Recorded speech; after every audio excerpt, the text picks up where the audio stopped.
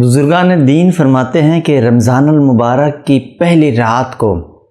اگر کوئی شخص یہ والا وظیفہ کر لیتا ہے تو اللہ تبارک و تعالیٰ اس شخص کی ہر دعا کو قبول فرماتا ہے۔ فرمایا جاتا ہے کہ رمضان المبارک کی پہلی رات جب آپ رمضان المبارک کا چاند دیکھ لیں اور نماز مغرب کے فوراً بعد سورۃ قدر 21 مرتبہ پڑھ لیں اور اول آخر درود شریف پڑھ لیں اور اس کے بعد اللہ جل شانہ کی بارگاہ میں اپنا دامن پھیلا دیں، پھر دعائیں کریں، التجائیں کریں اور آرزوئیں کریں۔ اللہ جل شانہ اتنا رحمان ہے، اتنا رحیم ہے، اتنا کریم ہے کہ آپ کی ہر التجا، ہر دعا کو قبول فرمائے گا، آپ کو ہر پریشانی سے نجات عطا فرمائے گا، آپ کو ہر قرض مرض سے نجات عطا فرمائے گا، بے اولاد کو اولاد عطا فرمائے گا، بے روزگار کو روزگار عطا فرمائے گا، آپ کی ہر نیک خواہش کو اللہ جل شانہ پوری فرمائے گا اور آپ کی